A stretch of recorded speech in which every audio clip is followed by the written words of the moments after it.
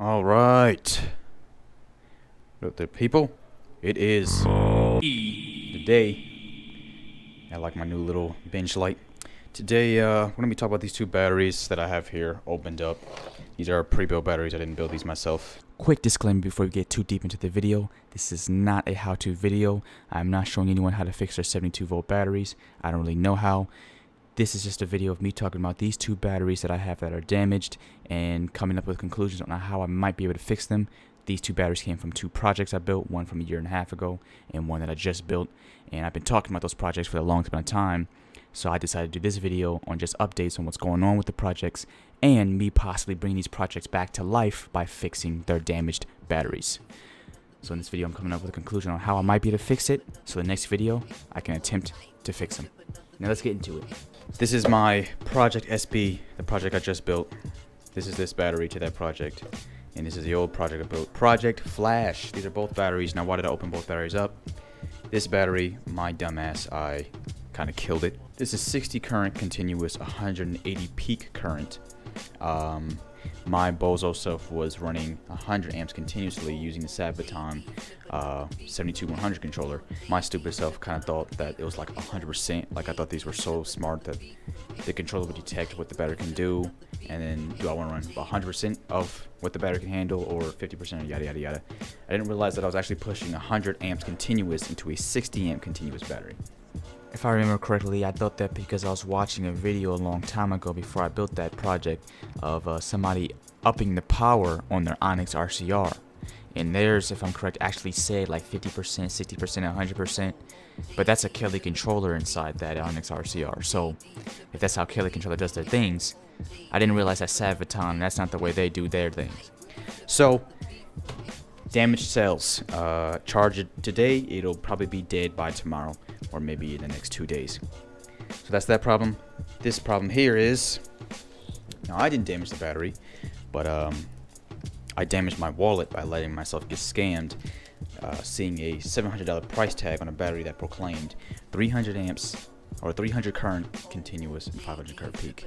My stupid ass should have known that that was a bunch of bullshit. But going cheap, that's what happens. So what's going on here is I'm gonna explain this battery last, because this battery's it's nothing. This battery's confusing me, and it's not much that's going on there. But this battery, on the other hand, this is the battery that I really want to talk about, because this is the battery that I really can actually do something with, and it's not confusing me. I think I know what's going on with this battery.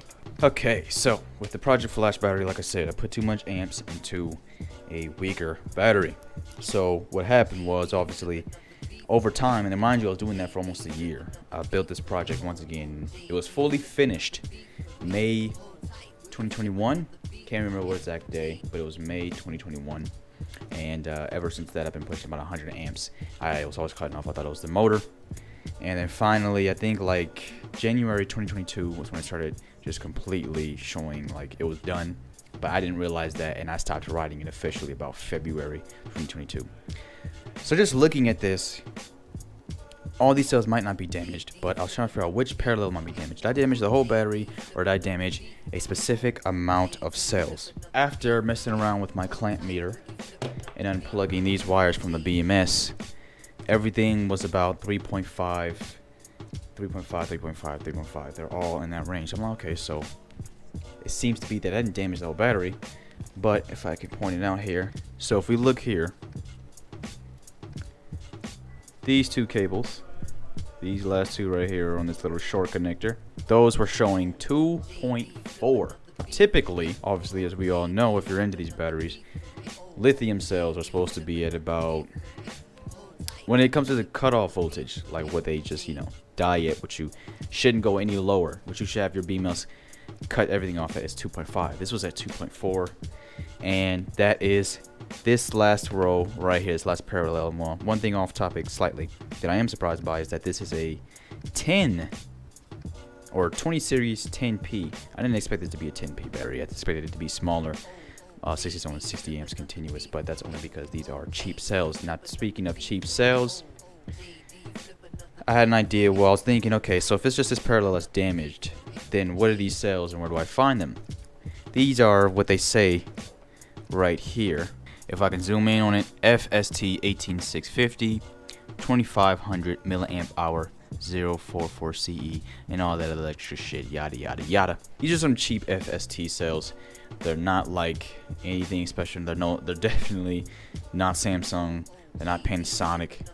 They're not anything. They're just high quality, probably somewhere high quality in the deep depths of China. In all means, they're not very high quality. They're just probably good enough.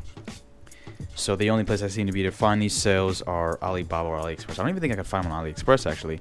I think I can only find them on Alibaba. So I don't feel like dealing with Alibaba, AliExpress. They're both pretty much the damn same.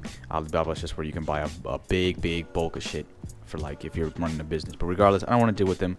I'm already still trying to get my money back from this goddamn battery. Which you may say you opened it, though. I don't give a fuck. They don't want the battery, and I probably won't get my money back. I probably will. I'll see what's happening with that. But anyways, I don't feel like dealing with Alibaba. So I'm thinking, well, then how am I going to replace this? Because, one, the first thing I'm thinking of, if I turn this around, as you see, these look fine. It's this. You see that gray, that faded looking like ash popped? And if I was able to get close enough, you can see behind this little plate or nickel, whatever it's called, you can see that the actual top of the cells of here are pretty shiny, they look clean. Where this one up here is pretty dull. So I'm thinking it's a possibility. I need to split this apart and check this cell. These cells might be good. It might be this cell because this is the first cell. As you can tell, the positive is going to it. This cell might be affecting these and showing 2.4. Well, it might just be this cell. Now, if it is all of these, that's cool. It's not the entire battery. It's still fixable. But if it isn't, it's only that one cell. And that's a lot easier, a little cheaper. So I'm thinking, once again, I don't feel like dealing with Alibaba. Is there a possibility I could get another cell that is the same voltage, same type of lithium cell, same voltage, same amp hours? Try to find them, and I did. I found a couple of cells at that exact same thing. The only problem was where these are 7 amps max continuous. The one I was looking at is same voltage, same type of lithium cell, 2500 milliamps, but it was 20 amps max continuous. So I asked the question to a good old helper that's been in a lot of my comments as of recently. Gotta give another shout out, Mr. Gardner. I asked him the question. I think he knows a lot more than me. If anything, he's been educating me. Can I make that work? And I guess now that I'm making this video, I'll ask this question again. Can I make that work? Well, he told me I could, as long as the voltage and the milliamp hours are the same. And obviously, do not do 20 amps or 20 current on the cells, because that one cell can only do, which is what I expected. So if these can only handle, which is actually 70 amps continuous, I guess the people who sold this entire battery said 60 to play it safe. I'm not gonna run, I don't know, 100 or 200 amps just because that one cell can handle it. Obviously these can't. The point is can I just put it in with these to get this battery working again and have my project flash back on the road? He said yes. I'm like, you know what, I think I'm gonna go for it. So I haven't bought anything yet. As you can tell, I haven't split this in half yet. I need to split this in half. Try to find something that will allow me to do that properly without messing anything up. And that's what I'm gonna do for this. So that's the project with this. Get this cell out so I can test a 9 parallel and see if those are at 3.5, or maybe even charge it back up. And actually, I don't know if that'll be. Pretty much, I'm trying to see if these will also be at 3.5, and it's just at 2.4, and that's why it's showing. Is that how it works? Or do I just need to get 10 new cells, which is a little more expensive, but I'm gonna try to see if I can afford it, make it work right now. So that's that with this battery. It might be fairly easy, it might not be, I'll have to see. Let's move on to the other battery. So now with this piece of garbage, I don't know what's going on with this. I'm quite confused, and if there is a major problem, even though I can't really find it, I don't know how I'm gonna fix it. Okay, so long story short, so like I said at the beginning of the video, I got scammed. My dumbass went cheap on the most important thing in my project. That was the battery. Saw this battery at $787 with a so-called 72 volt 50 amp hour, 300 amps continuous, 500 amp peak BMS. Yada yada yada. It got here. I asked the seller what the BMS was to research it because the sticker said 300 amps, which I knew that wasn't advertising continuous. That was advertising peak, but I could be wrong. Instead of the seller telling me what company the BMS is, they just said it was 200 amps continuous, 300 amps peak. So that's when I realized, okay, so y'all lied. Nice. I'm like, you know what, fuck it. I'm using the battery anyways because this might be enough power to still do what I'm trying to do. Shit, this might be more than enough power. I might not be able to handle this power. So I started messing around with the battery. I'm not going to give them a good review, but I was going to use it anyways. It was working good. I did about 18 miles and then it cut off on me. And I knew right then and there, okay, something's wrong here because this is supposed to be a 50 amp hour battery. At least from my knowledge, I mean, my Project Flash battery, when it was working, I was pushing 100 amps continuously through it when I wasn't supposed to. And I was still able to get 27 miles out of that battery. And that's a 20 amp hour battery. So this 50 amp hour battery should not be only giving me 18 miles when the majority of that time I was doing about 30 miles per hour. So I came to the conclusion, maybe it's a damaged cell, but the battery was acting too consistent. It was consistently giving me about 18 miles, and I would do an average of 30, 37 miles per hour. And when I would charge it, its voltage wouldn't just plummet like the Project Flash battery started to do. It would stick. So then I came to the conclusion that maybe there's an unbalanced cell, and that's what's causing it to cut off early. One parallel is unbalanced, and it's causing it to cut off early. It has to be that. So I opened the battery up to check, took all these out, and every single cell is at 3.291-ish, 3.293. They're all equal. So I have no clue to why this is cutting off at 70 instead of 60. Now, unless I did something to fix it that I didn't know I did, and I opened this battery up at the wrong time, and this will cut off at 60 volts now. I don't know why this is cutting off at 60 volts, because all of these show 3.291, pretty much 3.2 cells. None of them are unbalanced or anything. So I'm very confused on that. I tried to research if it was a BMS problem. This BMS being a JBD MP30S001. For a cheaper BMS, it seems like I researched it, people use it, people kind of like it. Something like this BMS doesn't seem like it's really bad. I mean, besides the fact that I ripped all the tape off, they did a real good job of packaging it up. Trying to figure out where's the scam here, where's the mess up. I did figure out the scam is, if I can show you an angle where you could see the cells kind of. So you see the crease.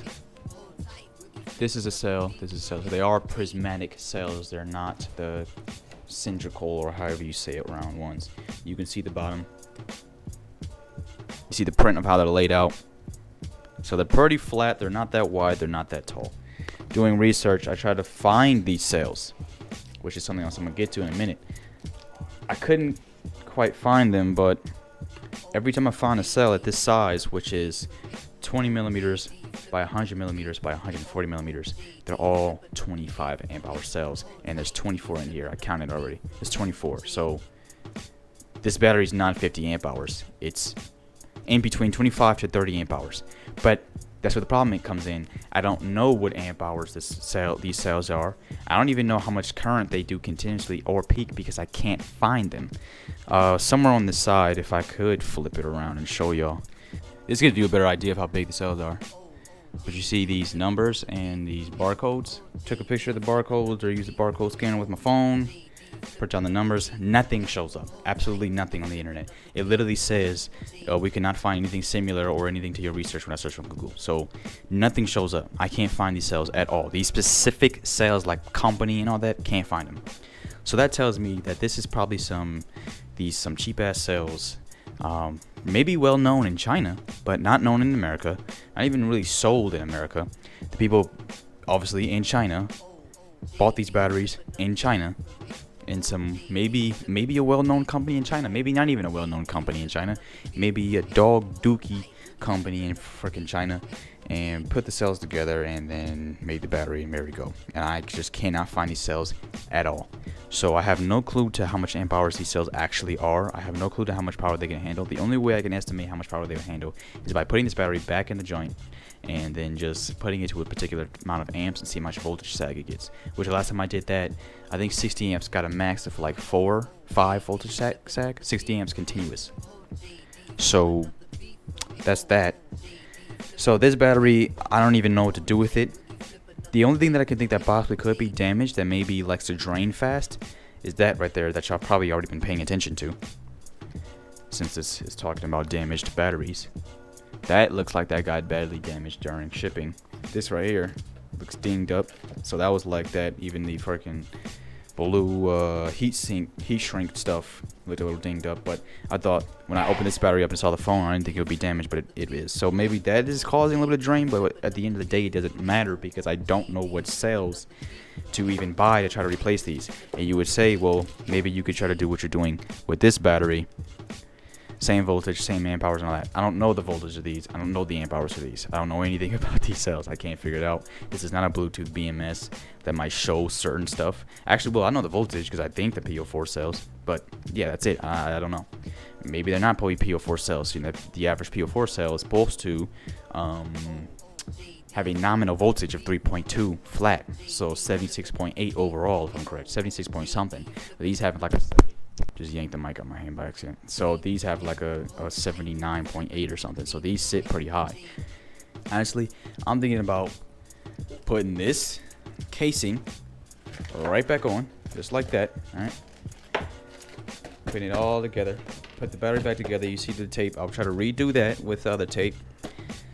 The ripped up tape, I'll try to cover up these parts because, as you can see, all these parts were originally covered out. Cut them open, try to look at the cells, try to find the cells. Put it back together, tape it back up, throw it back in the bobber, and just abuse the bitch until it decides to die. That's not good wording. How the fuck do I fix this when I don't even know what the fuck cells are in here? So, yeah. So that's the update, I guess, on these batteries. If anybody cares, if anybody wants to see this stuff, this isn't a really how-to. If you're having this problem, I'm going to show you to fix it because I cannot do that. I'm a beginner at this shit. This will actually be the first time I've ever opened up a battery. This is the first time I've ever seen in person a battery like this. This will be my first time. So I am not a pro at anything I'm doing right now. I'm still learning. So if anybody got suggestions on what I could do, let me know. That'd be great. That'd be nice. If what I'm doing is going to be a good idea, then I'm going to do it at the end of the day. I got to try something, so yeah, I'm probably going to end up doing it. But that's been what's going on. So yeah, long story short, this piece of shit, I'm going to tape it back up. I might buy heat shrink. I don't got much money left, so I'll see about that. I'll probably just tape it back up, throw it back in the bobber, and use it until it dies. Once again, this battery, I still don't know why it's cutting off at 71 volts unless both voltmeters I have are weirdly glitching out and not going low enough. But once again, it doesn't seem like this is showing any real wear of wanting to act worse and worse and worse. If it is, oh well, I can't fix it. I don't know what cells these are. So it's my mess up anyway. It's the consequences I gotta deal with for going with such a dumbass purchase. I should have known damn well, even though I paid $1,000 overall with the goddamn shipping in Texas. But I should have goddamn known that there's no way that this would be 300 amps continuous, 500 amps peak for $700 fucking dollars. Dumbass. So if the battery dies early, if I have to keep walking my bobber back home, oh well, it's my goddamn fault. It's the consequences.